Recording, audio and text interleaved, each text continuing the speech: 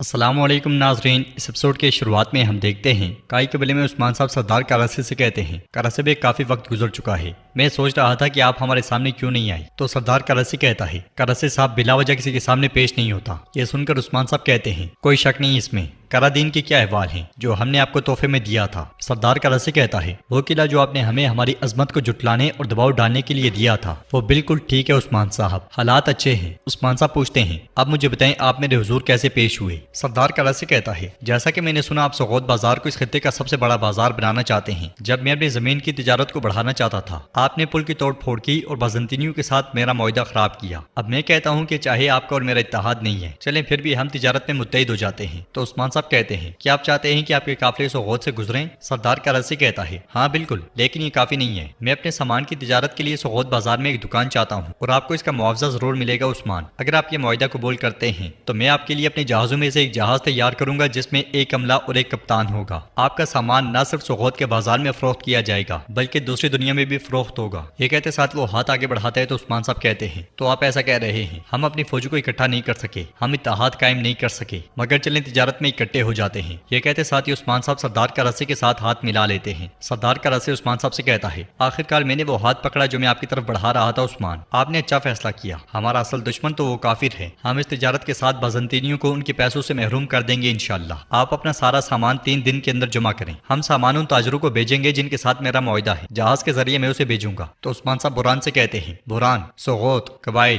کراجائسار، میگاجا اور تمام لوگوں کو خبر کر دو ہر کوئی اپنا سامان جمع کرے۔ یہ سن کر سردار کراسی بہت خوش ہوتا ہے۔ اگلی صبح سب لوگ سامان جمع کر رہے ہوتے ہیں، چھوٹے سے لے کر بڑا تاجر، ہر کوئی اپنا سامان جمع کروا رہا ہوتا ہے۔ بھر بھر کے گھوڑا گاڑیاں روانہ کی جا رہی ہوتی ہیں، ایک نئی ریل پیل شروع ہو جاتی ہے۔ لوگ اس تجارت سے کافی خوش دکھائی دے رہے ہوتے ہیں، مگر خیمے کے اندر عثمان صاحب گہری سوچ میں پڑے ہوتے ہیں۔ اس لیے میں ارحان خیمے کے اندر داخل ہوتا ہے اور عثمان صاحب سے کہتا ہے قافلہ روانہ ہونے کے لیے تیار ہے حضور؟ پھر اسے پریشان دیکھ کر عثمان صاحب پوچھتے ہیں بتاؤ تمہارے دماغ میں کیا ہے؟ تو ارحان کہتا ہے حضور میرا مقصد یہ نہیں کہ جو آپ نے فیصلہ کیا اس پر سوال اٹھاؤں، لیکن مجھے ڈر ہے کہ یہ کراسی کوئی نیا جال بچھا رہا ہے۔ تو عثمان صاحب کہتے ہیں میں تمہارے ذہن میں موجود شک کو اچھی طرح جانتا ہوں، ہو سکتا ہے کہ کراسی صاحب ایسی کوئی چال چلیں، مگر کیا تم جانتے ہو کہ بنیادی طور پر اہم کیا ہے؟ یہ علمی سیاست ہے۔ یہ معاہدہ میں نے عوام کی خاطر کیا ہے، ہم نے عوام کے سامنے ایک قدم سردار کراسی کی جانب بڑھایا، ہم نے کہا کہ ہم نظام اور تجارت کو خراب کرنے والے نہیں ہیں۔ ارحان کہتا ہے آپ کے کہنے کا مطلب ہے کہ اگر سردار کراسی سے کوئی غلطی ہوتی ہے تو عوام اور حضرات اس کا حساب اس سے لیں گے؟ ہاں جواباً عثمان صاحب کہتے ہیں بالکل ایسا ہی ہے، وہ جیسے چاہے جال بچھائے، یہ مت بھولنا کہ اللہ بہترین چال چلنے والا ہے، کبھی بھی شک کو اپنے ذہن سے نہ نکالنا، ریاست شکوک و شبہات کی کمی کو برداشت نہیں کر سکتی۔ ناظرین پھر ہم 3 دن بعد کا منظر دیکھتے ہیں جہاں عثمان صاحب ارحان اور سپاہیوں کے ساتھ گھوڑے دوڑا رہے ہوتے ہیں۔ کرادین قلعے کے پاس سردار کراسی ایک پہاڑی پر بیٹھا ہوتا ہے اور سمندر میں موجود جہاز کو دیکھتے ہوئے کہتا ہے افسوس ہوگا یہ جہاز میں نے اپنے ہاتھوں سے بنایا تھا، اگر اسے حاصل ہونے والا فائدہ اس کی قیمت سے کم ہوتا تو میں ہرگز اسے قربان نہ کرتا۔ سپاہیوں کیا سب کچھ تیار ہے؟ تو سنجار کہتا ہے جناب تیار ہے۔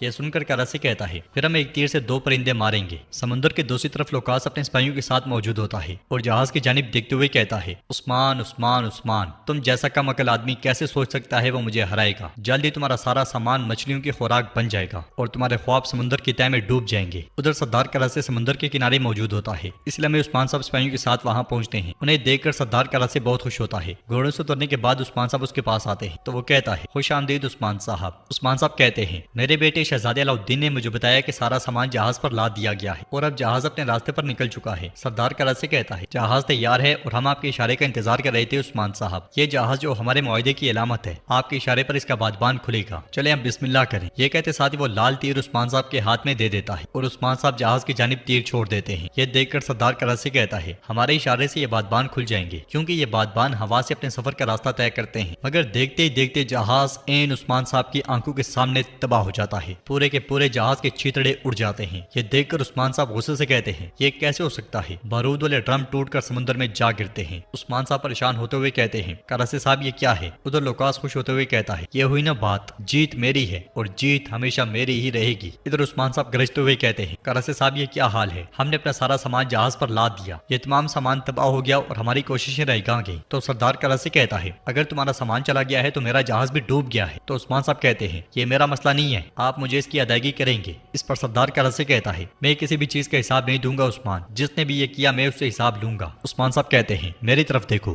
تمہیں میرے پاس اس کو لانا ہوگا جس نے یہ سب کیا ہے۔ یہ کہتے ساتھ ہی عثمان صاحب چلے جاتے ہیں اور سردار کرا سے مسکرانے لگ جاتا ہے۔ پھر سنجار سے کہتا ہے چلو دیکھتے ہیں کہ ہم نے عثمان سے کیا غنیمت حاصل کی ہے۔ دوسری طرف لوکاس کہتا ہے عثمان تم سب کچھ کھو دو گے، تم سب کچھ کھو دو گے، تمہیں مارے بغیر میرے اوپر نیند حرام ہے۔ جب ہم واپس جائیں گے تو ہم ایک بڑا جشن منائیں گے ارستو۔ سپاہی بھائی سنگر چھپ کر لوکاس کو دیکھ رہا ہوتا ہے اور پھر جاڑیوں سے نکل کر آگے بڑھتا ہے۔ ناظرین اس کے بعد ہم دیکھتے ہیں قبیلے میں ہولوفیرا خوشی خوشی خواتین کے پاس جاتی ہے اور کہتی ہے خواتین آپ کے کام میں آسانی ہو، آپ کی بدولت قافلے تیزی سے روانہ ہو چکے ہیں، مگر تمام خواتین اسے نظر انداز کر دیتی ہیں۔ اس لیے میں ایک طرف سے ہزال جبکہ دوسری طرف سے گونچا وہاں آتی ہے اور گونچا خواتین سے کہتی ہے آپ کے کام میں آسانی ہو خواتین۔ آپ کی بار خواتین بہت خوشی سے اسے جواب دیتی ہیں اور ان کے مرجھائے ہوئے چہرے کھلکھلانا شروع ہو جاتے ہیں۔ ہولوفیرا ایک بار پھر غمگین ہو کر آگے بڑھتی ہے۔ بیگم کی جاسوس خاتون بھی یہ سارا منظر دیکھ رہی ہوتی ہے جبکہ ہزال ہولوفیرا سے کہتی ہے میری بیٹی ہولوفیرا تم اب بھی مجھ پر یقین نہیں کرتی، میں نے تم سے کہا تھا کہ وہ خواتین کو تمہارے خلاف بھڑکا رہی ہے، مگر ہولوفیرا کہتی ہے وہ ایسا کیوں کرے گی؟ تو ہزال کہتی ہے وہ اپنے شوہر کی خاطر کرتی ہے، آپ اپنے شوہر کے بارے میں بھی تھوڑا سوچیں اور اپنے خاندان کے ساتھ اپنے تعلقات کو جلد بہتر بنانے کی کوشش کریں۔ گونجا کی موجودگی میں یہ مشکل ہوگا، لیکن کیا تم اس کی ماں سعادت کو جانتی ہو؟ میں نے اسے ایک بار دیکھا اور میرا دل ڈوب گیا، یہ اپنی ماں جیسی لگتی ہے۔ تم کہتی ہو کہ میں نہیں چاہتی کہ ہمارے درمیان کوئی دشمنی پیدا ہو، لیکن وہ تمہاری وجہ سے اورحان صاحب سے دشمنی کریں گے۔ اورحان کے بارے میں سنتے ساتھ ہی ہولوفیرا تھوڑی پریشان ہو جاتی ہے اور کہتی ہے نہیں نہیں نہیں، میں انہیں اورحان کو نقصان نہیں پہنچانے دوں گی۔ مگر ادھر گونچا خواتین سے کہتی ہے بہنوں جو کچھ تمہارے ہاتھ میں ہے چھوڑو اور میری بات سنو، تم نے ہولوفیرا کے ساتھ ایسا سلوک کیوں کیا؟ تو ایک خاتون کہتی ہے گونچا خاتون اس نے ہماری بات نہیں سنی، وہ ایک عیسائی ہے